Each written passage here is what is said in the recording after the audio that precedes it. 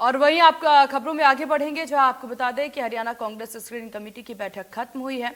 9 सीटों पर पैनल बना करके हाईकमान को यहाँ पर भेजी गई है सूची। 5 अप्रैल तक हरियाणा के उम्मीदवारों की पहली लिस्ट।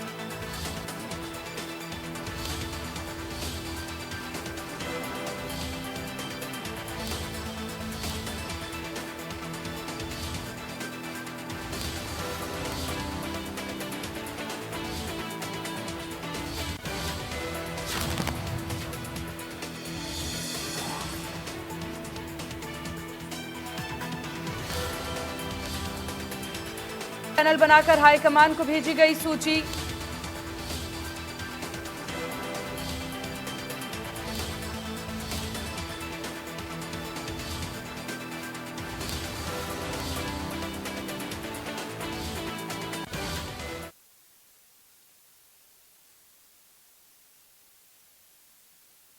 हुई उसमें काफ़ी अच्छी चर्चा हुई, एक सद्भावपूर्ण वातावरण में हुई और बाय एंड लार्ज सभी सीटों के पर एक अप्रोच में यूनिनिमिटी बनी रही। मैं समझ रहा हूँ कि पहली जो इसके पास सीईसी की मीटिंग होगी इसमें ज़्यादातर बड़ी सीटें क्लियर हो जाएगी। इसके बाद स्क्रीनिंग कमेटी की बैठक और भी होनी है या अब लिस्ट पार्टी को भेज अभी पार्टी को लिस्ट चला जाएगा। क्या कोई पैनल बनाए गए हैं? एक सीट पे कितना? मैं कई चीज़ें आपको नहीं बता सकता हूँ, मगर by and large it is all unanimous. सभी सीटों पर चर्चा हो गई सर आज की बैठक में? सभी सीटों पर चर्चा हो गई? मैं सभी सीटों पर चर्चा हुई, by and large it is unanimous, वो मैं जो बता रहा हूँ। सभी लोकसभा सीटों पे एक साथ नामों की सूची जारी होगी, उम्मीद है। कब है अब अगली सीईसी, हम कब की उम्मीद करें? वो 5 तारीख को कहा जाता है, हो सकता है परसों भी हो जाए। तो मैं आपसे पहले भी कह रहा था कि 5 तारीख तक आपके पास नाम आ जाएंगे, ऐसा मेरी उम्मीद है। सर जिस तरीके से कहा जा रहा है कि काफी देरी हो रही है, अब तक कांग्रेस ने कोई देरी नहीं हो रही है। 25 तारीख को चुनाव है, 6ठे चरण में है, कोई देरी नहीं हो रही है।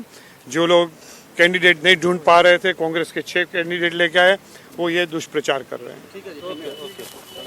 प्रदेश कांग्रेस के अध्यक्ष उदय भान जी, सर स्क्रीनिंग कमेटी की कई बैठकें हुई, आज भी एक बैठक थी, क्या ये मान सकते हैं कि इस बैठक के बाद पार्टी को सूची भेजी जाएगी? हाँ, इसमें ज़्यादातर सीटों पे विचार हो चुका और वो सीईसी में भेज दी जाएगी। जब भी सीईसी की मीटिंग होगी 2 दिन में 3 दिन में, उसमें डिसीजन होंगे। ज्यादातर सूची पे या पूरी 9 के 9 लोकसभा को लेकर हम कह सकते हैं फाइनल और पार्टी को भेजी गई है? नहीं, जरूर नहीं है कि 9 के 9 हो, लेकिन ज़्यादा से ज़्यादा हो जाएगा। तो उम्मीद कब तक की जाए, क्योंकि अब बताया जा रहा है 4 तारीख को या 5 तारीख को? 4 या 5 को जब भी मीटिंग होगी सीईसी की, उसमें निकल जाएगी। एक बात जरूर जानना चाहेंगे, कितने नामों का पैनल बना गया? क्योंकि 326 तो आपका कहना है कि आवेदन आए थे, अब पैनल जो है वो ये कुछ नहीं बता सकते। जो फैसले हो गए हैं वो सीईसी में भेज दिए हैं और वहाँ सीईसी में जो पूछेंगे हमसे वहाँ बता देंगे और तकरीबन ज्यादातर पे फैसले हो चुके हैं। एक बात के जरिए हरियाणा में बड़े नेताओं को मौका मिलेगा, हालांकि दीपेंद्र हुड्डा माना जा रहा है कि रोहतक से होंगे, हालांकि निर्णय पार्टी ने करना, और भी बड़े नेता रह सकते हैं, कुमारी शैलजा की बात करें या तमाम अन्य नेताओं की बात करें तो? जब लिस्ट आए जब आपको पता लग जाएगा। सभी बड़े नेता हैं और सभी जिताऊ कैंडिडेट हैं। जो कांग्रेस के जो कैंडिडेट है सारे जिताऊ हैं जो जीतेंगे। धन्यवाद। तो प्रदेश कांग्रेस के अध्यक्ष उदय भान, जिनका कहना है कि तमाम सीटों पर चर्चा हुई थी, हालांकि अभी 9 की 9 भेजे गए हैं, इसको लेकर के इनका कहना है कि इसको लेकर स्थिति स्पष्ट नहीं, लेकिन कई लगभग पैनल तैयार हो चुके हैं, पार्टी को भेजे जाएंगे। और क्योंकि 4 तारीख या 5 तारीख को संभवतः प्रदेश के कांग्रेस के जो नेताओं के साथ चर्चा के बाद सीईसी अपनी पहली सूची जारी कर सकती है, क्योंकि 4 तारीख या 5 तारीख को कांग्रेस की केंद्रीय चुनाव समिति की बैठक है और उसके बाद ये कहा जा रहा है कि उम्मीदवारों की पहली सूची कांग्रेस जारी कर देगी। दिल्ली से सहयोगी इंदर के साथ दीपक शर्मा। तो बड़ी खबर इस वक्त की दिल्ली से, हरियाणा कांग्रेस स्क्रीनिंग कमेटी की बैठक खत्म हो गई है। बड़ी खबर, 9 सीटों पर पैनल बनाकर के हाईकमान को भेजी गई है सूची। 5 अप्रैल तक हरियाणा के उम्मीदवारों की पहली लिस्ट जारी हो सकती है। तो 9 सीटों पर पैनल बनाकर हाईकमान को सूची भेजी गई है। बड़ी खबर आपको बता दें, 5 अप्रैल तक हरियाणा की में कांग्रेस की पहली सूची जारी हो सकती है, जहां हरियाणा कांग्रेस स्क्रीनिंग कमेटी की बैठक खत्म। 9 सीटों पर पैनल बना करके हाईकमान को सूची भेज दी गई है, जहां अब ये कयास कि 5 अप्रैल तक पहली सूची जारी की जा सकती है। वहीं कांग्रेस आला कमानों के द्वारा, कांग्रेस नेताओं के द्वारा ये कहना कि अभी देर नहीं हुई है, बहुत लंबा वक्त है, सूची जारी कर दी जाएगी, उम्मीदवारों की लिस्ट जारी कर दी जाएगी। जहां सभी की निगाहें इसी पर टिकी हुई है कि हरियाणा कांग्रेस के द्वारा किस प्रकार से कौन कौन से उम्मीदवार सीटों पर उतारे जाते हैं, जिस पर कई सारे नामों पर अटकलें और यहाँ कयास जताए जा रहे हैं, तो उन नामों को लिस्ट में रखा भी जाता है कि नहीं, ये बड़ा सवाल। और इसी विषय पर ज्यादा जानकारी के साथ हरियाणा ब्यूरो चीफ दीपक शर्मा हमारे साथ बने हुए हैं। दीपक, कांग्रेस के द्वारा बार बार यही कहना कि अभी बहुत वक्त बचा हुआ है, सूची सामने आ जाएगी, उम्मीदवारों के नाम सामने आ जाएंगे, लेकिन क्या समस्या आ रही है, क्या वजह है कि कांग्रेस इतना देरी कर रही है?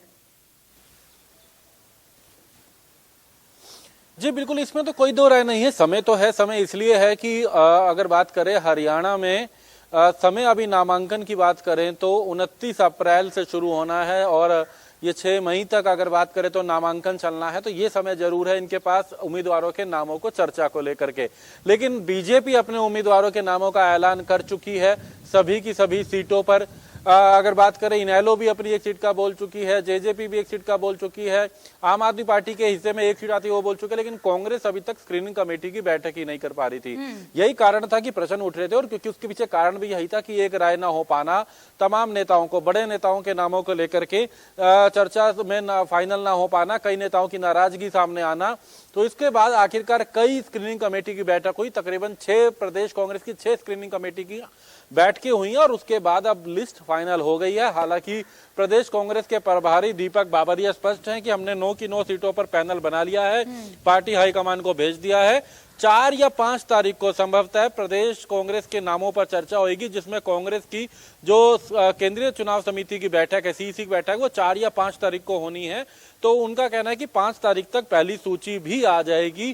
और हालांकि उदयभान का कहना है कि लगभग अधिकतर नामों पर फैसला हो गया है, यानी कि उनके लिए भी थोड़ी सी असमंजस है, लेकिन प्रभारी दीपक बाबरिया कहना है कि वो फाइनल कर चुके हैं सभी 9 लोकसभा सीटों को लेकर के। पैनल तैयार है और पार्टी को भेज दिया गया है और करने में कितना ज्यादा फर्क, कितना ज्यादा अंतर नजर आ रहा है? सूची जारी हो, यहाँ पर नाम फाइनल हो चुका है, सूची आगे भेज दी गई है, फिर भी सामने नाम नहीं आ पा रहा। और एक चीज यहाँ पर समझने वाली होगी कि कांग्रेस जितना ही देरी करती नजर आएगी नामों में, उतना ही कम समय उन्हें प्रचार प्रसार के लिए, या फिर ये मान लिया जाए कि अगर वो इतना देरी से नाम सामने लाएगी तो प्रचार प्रसार का समय ही नहीं मिलेगा।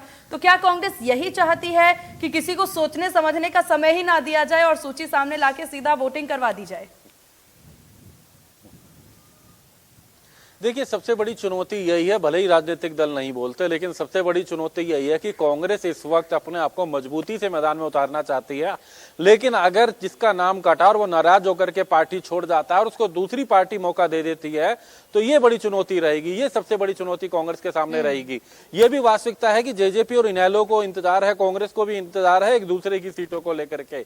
बीजेपी अपने पत्ते खोल चुकी है, लेकिन ये राजनीतिक दल अभी आपस में एक दूसरे के इंतजार में है। यही कारण है कि जेजेपी ने तो स्पष्ट कर दिया कि वो नवरात्रों के बाद करेंगे। लेकिन सबसे बड़ी चुनौती यही तमाम दलों के सामने थी। और सबसे बड़ी एक और बात भी थी कि नेताओं को सहमत करना। कैप्टन अजय यादव की बात करें, अभी आप एक बात कर रहे थे कि वो प्रचार के लिए नहीं उतर पा रहे। कैप्टन अजय यादव जो पिछली बार गुरुग्राम लोकसभा से उम्मीदवार थे, वो खुद ये बात कह रहे हैं कि मैं लोगों के बीच नहीं जा पा रहा हूं, मैं प्रचार के लिए नहीं जा पा रहा हूं, मैं कार्यक्रम नहीं कर पा रहा हूं, क्योंकि लोगों के बीच जाकर के क्या कहूं कि मैं उम्मीदवार हूं या नहीं। जो पिछली बार भी उम्मीदवार था, जो कांग्रेस का वरिष्ठ नेता हूं, लेकिन इस बार उम्मीदवार हूं या नहीं उनको खुद को नहीं पता है। यही चीज कुमारी सैलजा के सामने, यही तमाम नेताओं के सामने, ये समय काफी कठिन हो जाता है उन नेताओं के लिए जो कि जिनको ग्राउंड पर उतर के, जिनको जनसभाओं में जाना है, जिनको जनता से रूबरू होना है, उनके लिए बहुत बड़ी चुनौती मानी जा सकती है। आपका बहुत शुक्रिया दीपक, तमाम जानकारी और अपडेट साझा करने के लिए।